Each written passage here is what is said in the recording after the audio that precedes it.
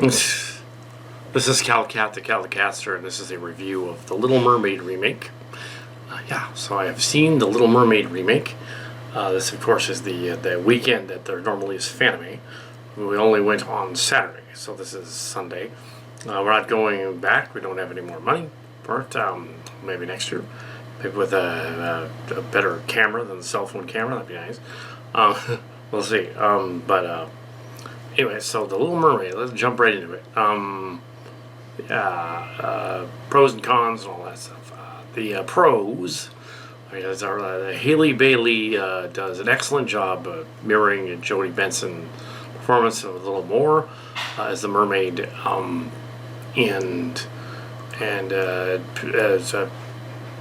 does an excellent job doing the songs, and singing, and comes off as earnest in the performance and acting, and there's nothing wrong with the singing in it.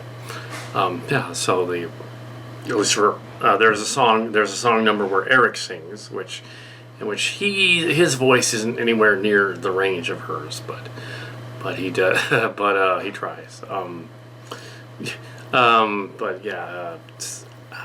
In terms of a remake, it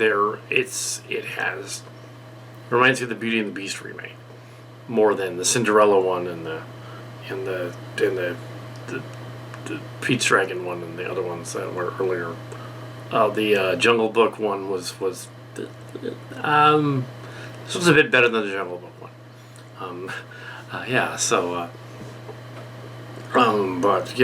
There have been some misses with the remakes, including the Mulan sequel and the remake, and the Aladdin one too. There were some good numbers in there, and Will Smith as Aladdin, but it was kind of off. Something was wrong with it. It just wasn't quite the original. What was the other one? There was another one. Anyway, let's go on with this one. The guy playing the king does a good job. Apparently the movie now takes place, they've established its location within the Pirates of the Caribbean universe. Well, indirectly, because it's the Caribbean, which explains the Calypso singing crab. It's the Caribbean. Also, in order for the characters to be on equal footing at that point, it would have to be almost 100 years after Pirates of the Caribbean. Port Royal is gone, and it was after the Port Royal fell down. I would say, and it has to be after antebellum South. It has to be after slavery, because they've integrated the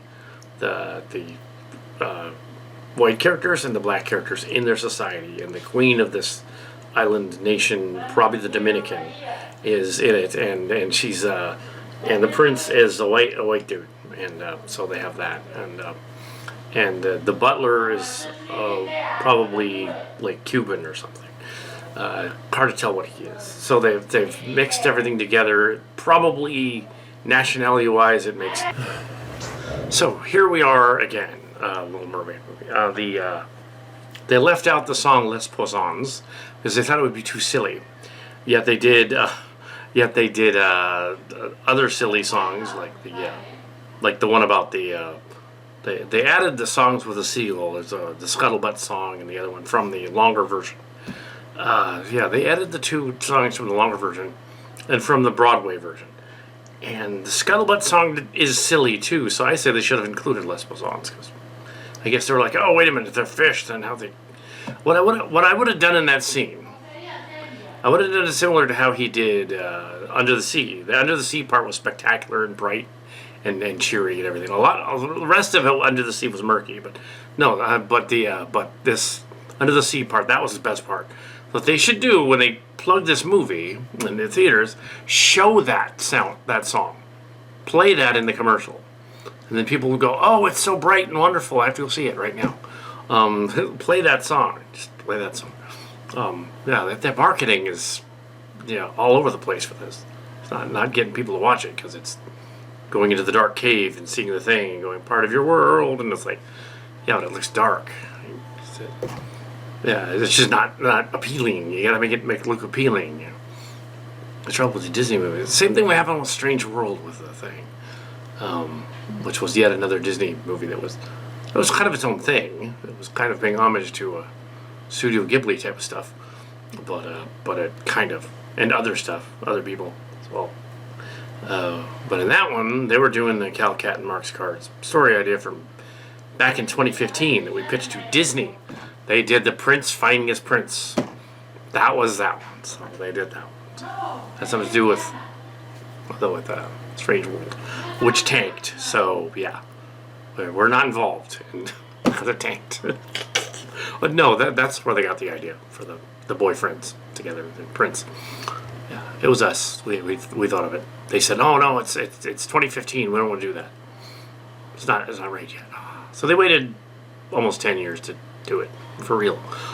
Sure, cool. Of course, by then it had been completely rewritten to the point that it was about a planet and a strange world and planet, which it wasn't originally. It was more like Little Mermaid, and it was more like the prince just wants to find his prince, just because they thought it would be funny. But yeah, with a little bit of Frog Prince, because that was going on. So you have that was 2009 Frog Prince. That was after that. Yeah, that's right.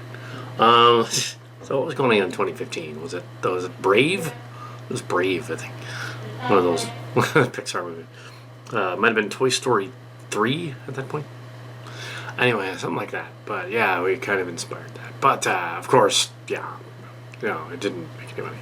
So back to the Little Mermaid, where Kal Kat has done parodies, and we have Little Mermaid. So there were little nuances that were changed that kind of made things make more sense. The kaiju sea witch at the end was changed a little differently. I'm sure all the incel guys that would never actually watch a Little Mermaid show anyway, I'm sure they didn't like the part that Ariel is the one that turns the ship wheel to go after the sea witch. But it makes sense that Ariel would do it because she's the one with mermaid powers. Eric doesn't have mermaid powers, so if he got on the ship and turned the wheel like in the cartoon, it kind of doesn't make sense. He wouldn't be able to do that on his own. He'd have to have help. So that makes sense. It does. Stuff like that. Little nuances, things. How would the crab get onto the carriage and all that kind of thing? Just throw him in the back, kind of. A slightly different Kiss the Girl song because they kind of had to set it up so they were in the thing. They did have the eels go into the lagoon, and the Kal Kat version, they couldn't get into the lagoon, so it kisses the girl. They'd be in freshwater. But they were magic eels, so, yeah. So, okay, they were magic. So they established they were magic. Yeah, they got around all of our nitpicks from the cartoon. Almost all of them, actually, except for last ones. So I was happy with it. It was fine.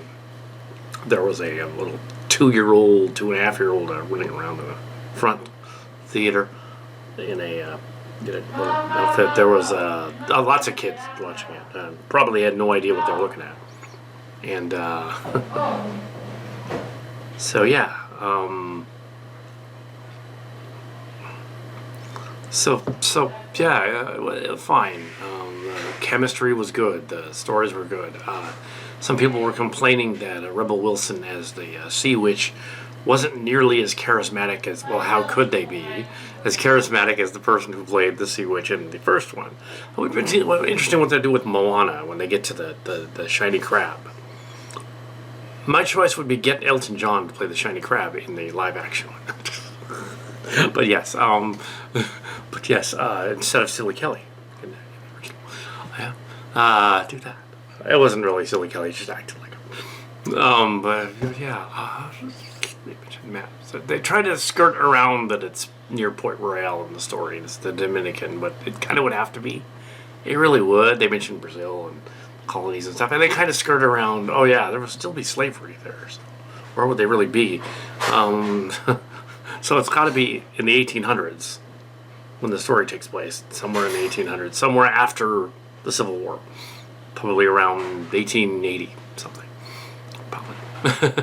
I don't know if it's said in the beginning because I missed the beginning credits. So they might have said, but I'm not going to check. Just assuming that's where it would have to be. It was an alternate universe anyway, where mermaids exist. So let's just say, it's fine. Sort of like how they were complaining about the Lord of the Rings TV show, saying, "Oh, these characters wouldn't be of this creed and nationality and this one thing," and it's like, well, no, they could be. They're creatures from in a story in a sci-fi setting or a fantasy setting. So why not make them blue if you want to? Like Starscream said in an episode of All Transformers Mush, when he was complaining about humans going after each other for being different political views or having different color. Starscream, who was white and red, was talking to Skywarp, who was black and purple. And somebody else tells him, "I don't understand these human factions. They all go after each other within all the same species. Doesn't make any sense." Ooh, their color scheme doesn't matter. You can spray paint yourself any color you want. Yeah, it wouldn't really. We're the same species. Yeah, but yes. So even the crappy Cleopatra remake they're complaining about, it's like, how do they know? I mean, it's a fantasy story. Nobody knows what those people look like in that setting. They probably would have had all the skin in Egypt. And she would have been Macedonian, so she probably would have been lighter than olive complected, maybe. But so what? Doesn't matter. Who knows? Maybe she had sported a tan while she was up there. Then you could argue in a story like that. Well, is the acting good? Is the actor good at what they're doing? In the case of this one, the actor is just fine. I don't mind that the mermaid isn't white and isn't a redhead. It doesn't bother me at all. That's fine. How do we know what a mermaid looks like? If they wanted to be all conclusive, make them blue. Blue or green or something. She's a mammal because she has a belly button. So she's technically a mammal, not a fish. Anyway, that's my review. A good review, all right. Yeah, that's my review of the movie. Go out and see it in the theaters. Yay.